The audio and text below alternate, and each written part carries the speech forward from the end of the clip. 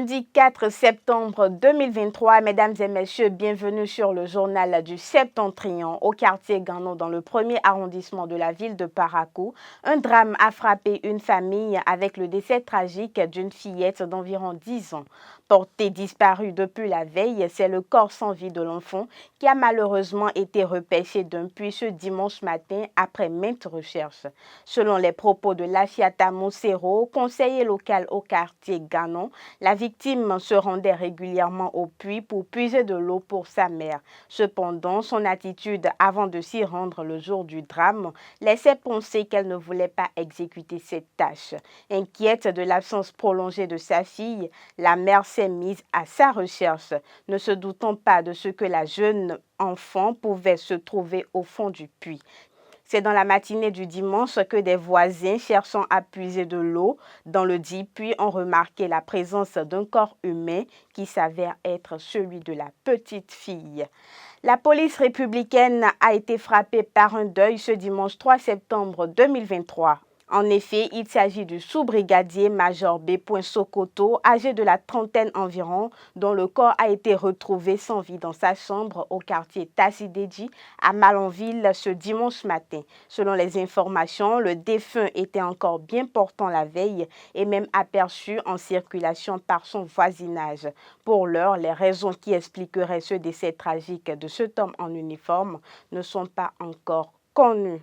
Ce dimanche 3 septembre 2023, l'ancien président Boni Yayi, accompagné du président du parti Les Démocrates, Éric Roundété, de son premier vice-président, Nourenou Atchadé, des députés et de plusieurs responsables du parti, ont assisté à une prière à la place Idi de Banikoara. Cette prière s'inscrit dans le cadre des diverses situations auxquelles font face la nation béninoise qui sont, entre autres, la cherté de la vie, la banalisation des prix des produits agricoles, l'emprisonnement des opposants, l'exil forcé des opposants, les élections exclusives et frauduleuses.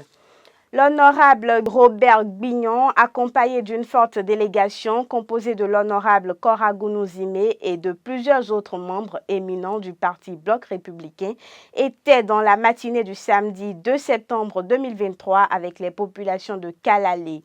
Au cours de la rencontre, les échanges ont porté sur le bilan des élections législatives passées, les élections générales de 2026 et la restructuration de leur parti, le Bloc républicain. L'honorable était également porteur d'une bonne nouvelle, le démarrage dans un bref délai du bitumage de la route Niki-Kalalé et le profilage du tronçon Kalalé-Segbana. Une nouvelle qui a réjoui les populations fatiguées de subir les désagréments causés par la voie, extrêmement dégradée surtout en saison des pluies.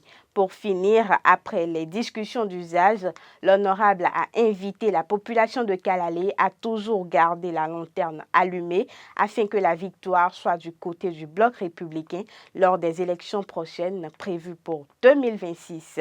Parlons sport pour finir. Ce 2 septembre 2023, au terrain de sport de l'EPP Banikoni 1 de Parakou, a eu lieu la grande finale de la 3e édition du tournoi de l'amitié organisé par le jeune leader politique Fayad Kenom et parrainé par l'honorable Rachidi Gbadamassi, député de la 8e mandature. En effet, cette finale qui a opposé l'équipe de Persfilé à celle de 5 créateurs s'est déroulée dans une très bonne ambiance de par les prestations des deux équipes ainsi que l'effervescence du public qui a massivement effectué le déplacement. Le chef du 2e arrondissement, Idrissou Silla, représentant l'honorable Rachidi Gbadamassi empêché, a salué l'initiative avant de revenir sur l'absence remarquable de l'honorable Rachidi Gbadamassi dans plusieurs secteurs de développement, à savoir l'éducation, la santé, le sport et bien d'autres.